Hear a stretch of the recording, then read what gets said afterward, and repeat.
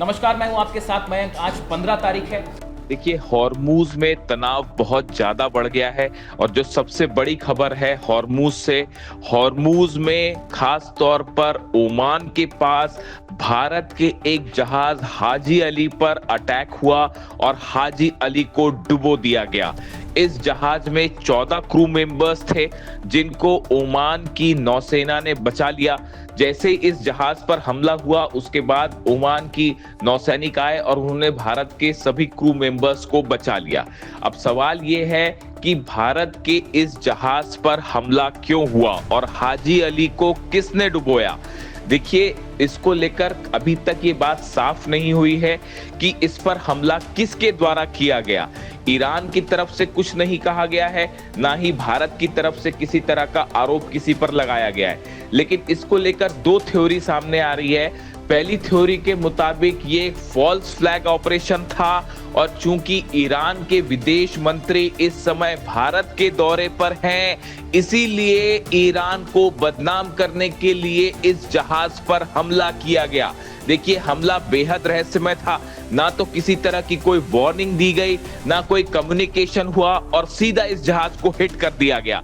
Iran की तरफ से या आईआरजीसी की तरफ से जब भी इस तरह की कोई कार्रवाई हुई है पहले, तो वार्निंग दी जाती है जहाजों को कि आप या तो हमारे एरिया से बाहर चले जाइए या आप बिना परमिशन के आगे बढ़ रहे हैं, आपको आगे नहीं बढ़ने दिया जाएगा।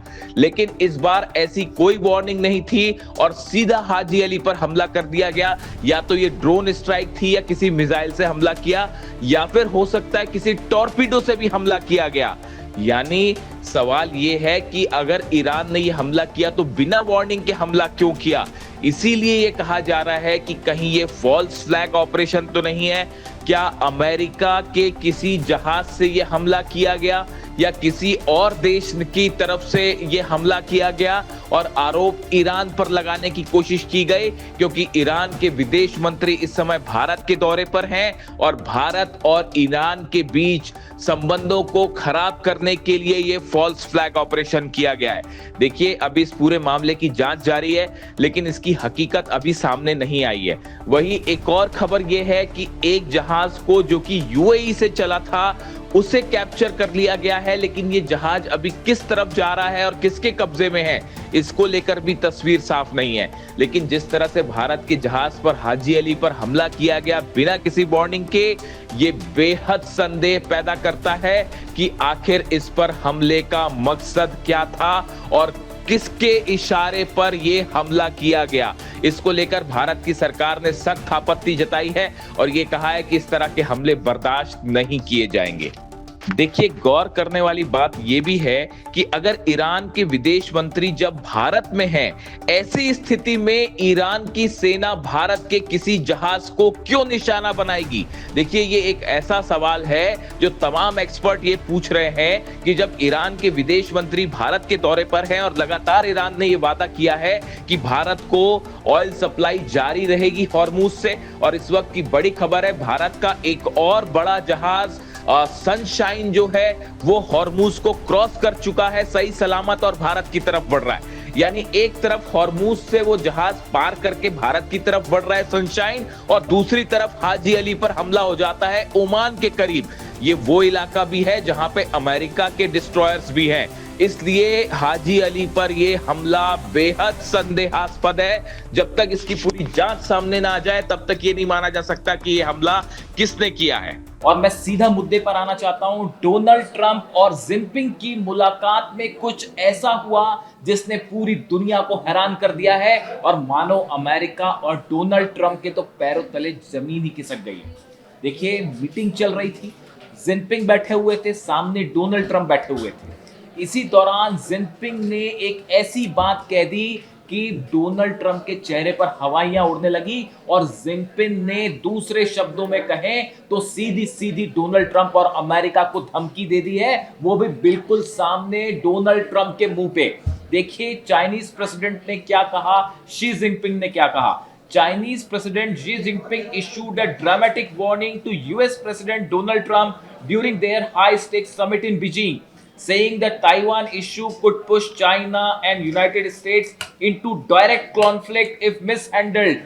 जिनपिंग ने ये कहा डोनाल्ड ट्रंप से कि अगर ताइवान के मुद्दे को मिसहैंडल किया तो चीन और अमेरिका के बीच सीधे हालात बिगड़ जाएंगे और आमने सामने हो जाएंगे चीन और अमेरिका। ये बात उन्होंने ऐसे समय में कही, देखिए उन्होंने जो एग्जैक्ट वर्ड्स का इस्तेमाल किया है, Taiwan issue could push China United states into a direct conflict, यानी दोनों में सीधा जो है द्वंद्व हो जाएगा, युद्ध वाली स्थिति भी बन सकती है। इशारों इशारों में ये बात कह दी जिनपिंग ने और सामने बैठे थे डोनाल्ड ट्रंप। देखिए इस मीटिंग में काफी लंबी चली, 3 मीटिंग्स हुई अलग अलग और 2-2 ढाई घंटे की मीटिंग्स हुई। उसमें जिनपिंग भी मौजूद रहे, ट्रंप भी मौजूद रहे। अमेरिका और ट्रंप की लगातार ये कोशिश थी कि पूरी इस बायलैटरल टॉक को तेहरान पर शिफ्ट किया जाए, यानी हॉर्मूज, ईरान, ये मुख्य मुद्दा था डोनाल्ड ट्रंप का कि कैसे बातचीत को यहां लाया जाए, चीन पर दबाव बनाया जाए कि वो इस बात के लिए तैयार हो कि ईरान को जो है हॉर्मूज ओपन करे, ईरान न्यूक्लियर डील करे, यूरेनियम पर डील करे। ये कोशिश के साथ डोनाल्ड ट्रंप गए थे चीन के दौरे पर, लेकिन हुआ ये कि चीन ने मुद्दे को तेहरान से ताइवान शिफ्ट कर दिया और इस मीटिंग में नंबर 1 मुद्दा हो गया ताइवान।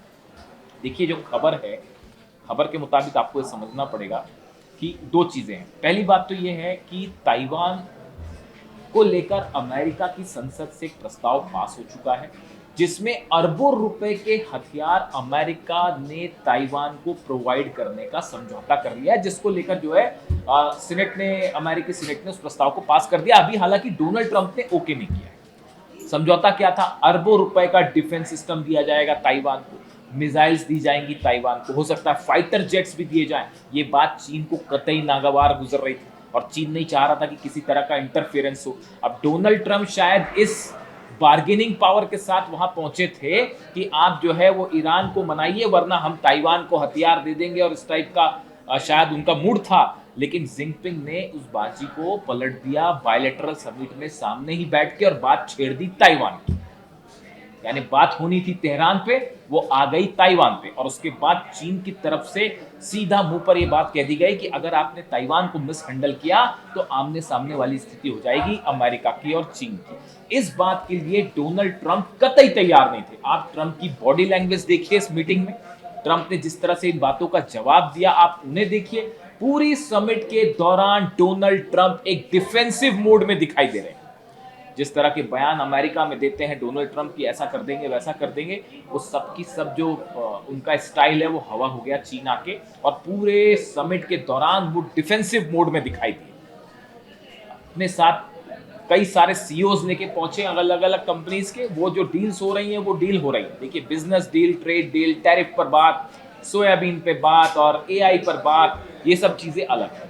लेकिन चाइना ने ये बात साफ रख रखी थी कि हमारा मुद्दा ताइवान, बात नंबर 1। बात नंबर 2, ईरान के मुद्दे पर देखिए ये बात सच है कि हॉर्मूज बंद है तो उससे चीन के जहाज भी नहीं निकल पा रहे हैं। ये बात साफ है कि चीन के जहाज भी वहां फंसे हुए हैं, और बड़ी सारी हॉर्मूज में देखिए हालात ऐसे हैं कि किस देश के जहाज कहां फंसे हुए हैं, और दूसरा हमले कौन कर रहा है, वहां पे जो टैंकर्स पे, जहाजों पर हमले हो रहे हैं वो भी कौन हमले कर रहा है, ये बात अभी साफ नहीं है। देखिए वहां इतनी सारी पार्टीज हैं। इस तरह का फॉल्स फ्लैग ऑपरेशन यूएई को लेकर भी सामने आया है कि भाई हमले हुए यूएई पे, क्या वाकई वो ईरान ने किए थे या किसी दूसरी कंट्री ने ईरान पर आरोप लगाने के लिए हमले किए। वैसी हालत इस समय हॉर्मूज में है।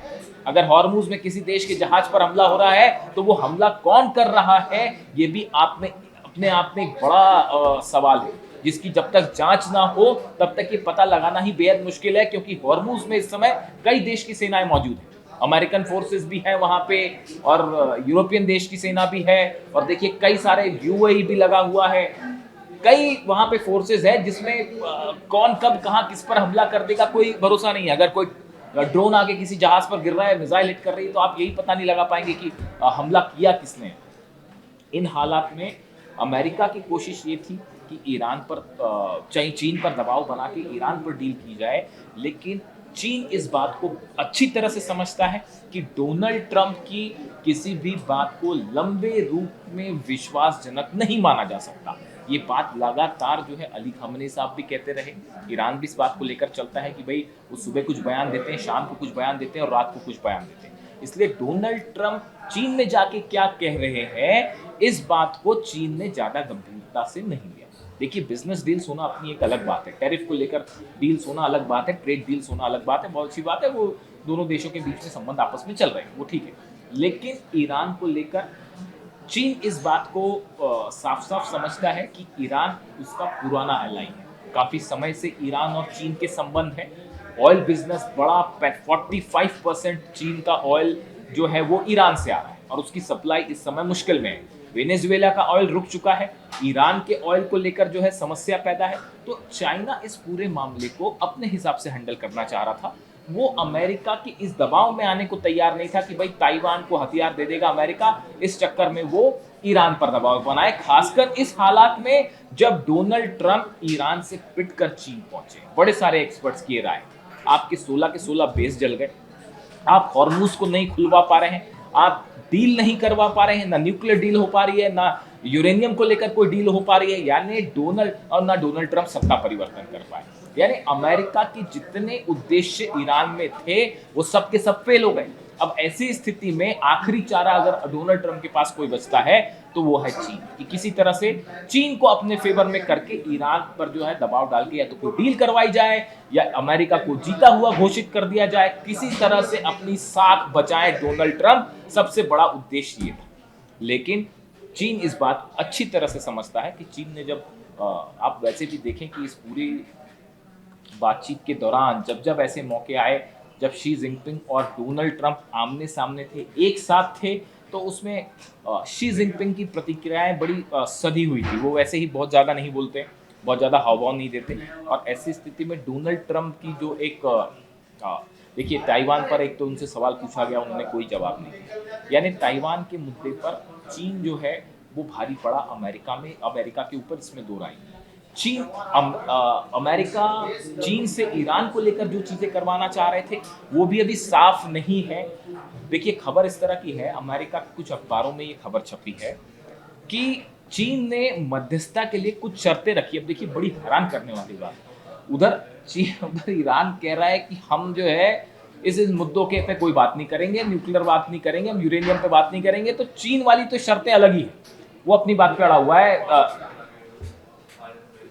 देखिए, ईरान अगर हम बात करें तो ईरान ने अपनी शर्तें अलग रख दी हैं कि हम न्यूक्लियर मुद्दे पर कोई बात नहीं करेंगे, हम यूरेनियम पर कोई बात नहीं करेंगे। तो ईरान ने असली जो पार्टी से बातचीत होनी है उसने अपनी शर्तें अलग रख दी है।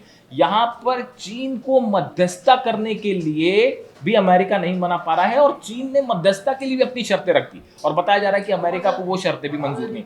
यानी जिससे डील होनी है वो तो दूर की कौड़ी, वो तो कोई डील होने ही नहीं वाली कभी। जो मध्यस्थता के लिए जो शर्तें रख दी चीन ने, वो भी अमेरिका को नागवार गुजरी है, अमेरिका उसके लिए भी तैयार नहीं हो पा रहा है। यानी आप सोचिए कि हालात, जो लोग ये सोचते हैं कि किसी तरह की डील हो जाएगी ईरान और अमेरिका में, आप सोचिए, इस बात को समझिए कि ईरान जो है वो मध्यस्थता के लिए भी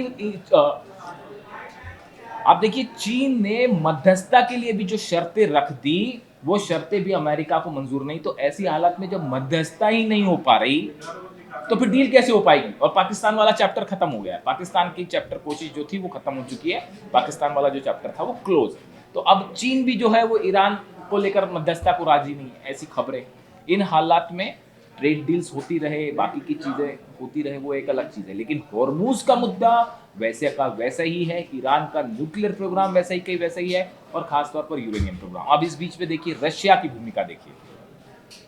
लावरोव विदेश मंत्री रूस के भारत में, उन्होंने इस बात को एक बार फिर दोहराया, कई वेस्टर्न कंट्रीज जो हैं भारत और रूस की दोस्ती में दरार डालना चाह रही है। ये बात रूस बार बार कह रहा है कि कुछ वेस्टर्न कंट्रीज वो सीधा सीधा अमेरिका पर ही आरोप लगा रहे हैं कि अमेरिका ये कोशिश करता है कि भारत, चीन, रूस, ईरान इनको एक ना होने दिया जाए, ऐसी कोशिश अमेरिका की तरफ से हो रही, तो बार बार रूस की तरफ से वार्निंग आ रही।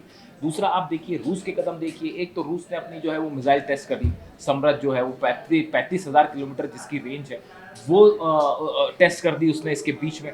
रूस पर यूक्रेन पर रूस ने जो है वो सबसे बड़ा हमला कर दिया जब ट्रम्प जो है वो चाइना में थे। यानी रूस भी इस बात के लिए कतई सहमत नहीं है कि किसी तरह से चीन जो है वो ईरान के मामले में मध्यस्थ बने, क्योंकि ईरान जो है वो देखिए ईरान का मतलब है रूस के बॉर्डर तक पहुंच गया, और रूस कतई नहीं चाहेगा कि ईरान के आसपास अमेरिका का इंटरफेरेंस बढ़े या हॉर्मूज में अमेरिका का प्रभाव रहे। हॉर्मूज को लेकर आसपास के इलाकों में ईरान का प्रभाव बना रहे, ये बात पुतिन की पहली टॉप प्रायोरिटी है। इसीलिए जो हथियार प्रोवाइड करना है, आप देखिए ये जंग हुई 40 दिन की, आप देखिए कोई भी ऐसा स्ट्रैटेजिक अचीवमेंट जो है वो अमेरिका नहीं हासिल कर पाया। जो मिसाइल्स की बातें सामने आ रही हैं, खबरें ये हैं कि जो मिसाइल्स के लॉन्चर्स को नुकसान हुआ था उसको 70 से 80% फिर से रिपेयर कर दिया गया है। यानी अगर 100 लॉन्चर्स को नुकसान हुआ था उसमें 80 लॉन्चर फिर से तैयार हो गए, और लगातार धड़ाधड़ मिसाइल्स बन रही हैं, ड्रोन बन रहे हैं। पता चल रहा है कि रूस की तरफ से बड़ी संख्या में ड्रोन सप्लाई किए जा रहे हैं। पिछले 24 घंटे के अंदर रूस ने यूक्रेन पर 1500 ड्रोन फायर कर दिए। आप समझिए हालात कितने टेंस होते जा रहे हैं। ऐसे में हॉर्मूज को लेकर और ईरान को लेकर क्या बातचीत हुई चाइना और अमेरिका में, क्या किसी तरह की कोई पर्दे के पीछे बात हुई है, इसका इंतजार आज शाम तक संभवतः ये माना जा रहा है कि चीन की तरफ से अब जो बात की जाएगी ईरान से या ईरान के विदेश मंत्री से, उसमें ये बात साफ होगी कि चीन का रुख क्या है। लेकिन एक बात साफ है, डोनाल्ड ट्रंप जिस मकसद से चीन गए थे, खासकर हॉर्मूज और ईरान को लेकर, वो दाल फिलहाल ट्रंप की गलती हुई नहीं दिखाई दे रही। यानी रूस, पुतिन, जिनपिंग और ईरान, ये तीन की जो जोड़ी है वो ट्रंप के उस प्लान पर भारी भारी पड़ती दिखाई दे रही है जिस प्लान के साथ डोनाल्ड ट्रंप पहुंचे। ये अमेरिका के विदेश नीति की जैसी जो खबरें सामने आ रही हैं कि अगर हॉर्मूज को लेकर या यूरेनियम को लेकर या न्यूक्लियर प्लान को लेकर कोई सहमति नहीं बन पाई, तो इन हालात में ये अमेरिका की विदेश नीति को बहुत बड़ा झटका हो सकता है। और इसका एक परिणाम ये भी हो सकता है कि अगर नहीं होता है किसी प्रकार की डील, तो डोनाल्ड ट्रंप एक बार फिर ईरान पर हमला कर दे। इस बात को ईरान भली भांति समझ रहा है। ईरान की सेना इसी बात का जवाब देने के लिए पूरी तरह से अलर्ट है। हॉर्मूज में बड़ा मूवमेंट है ईरान की सेना का, छोटी बोट्स तैयार हैं, वो तो जो है वो है ही। उसके अलावा जितने आइलैंड्स हैं सब में एंटी शिप्स मिसाइल्स लगा दी गई। बड़ी संख्या में ईरान की सेना जो है उसका मूवमेंट देखा जा रहा है इन द्वीपों के आसपास जो कि निशाने पर हो सकते हैं। हार्ग आइलैंड, केशम आइलैंड, ये जो है सब आइलैंड के पास जो है बड़ा मूवमेंट है ईरान की सेना का। यानी अगले 24 से 48 घंटे में ये बात तय होने जा रही है कि क्या चीन किसी तरह की कोई भूमिका निभाने जा रहा है अमेरिका और ईरान के बीच में, या फिर ये चैप्टर भी खत्म है और जंग ही एकमात्र रास्ता है। यानी ट्रंप की चीन विजिट से अमेरिका को वो लक्ष्य हासिल नहीं हो पाए जिसको लेकर डोनाल्ड ट्रंप चीन पहुंचे थे। अंदर की क्या बातचीत है, चीन का क्या रुख होता है, वो 24 घंटे में सामने आएगा।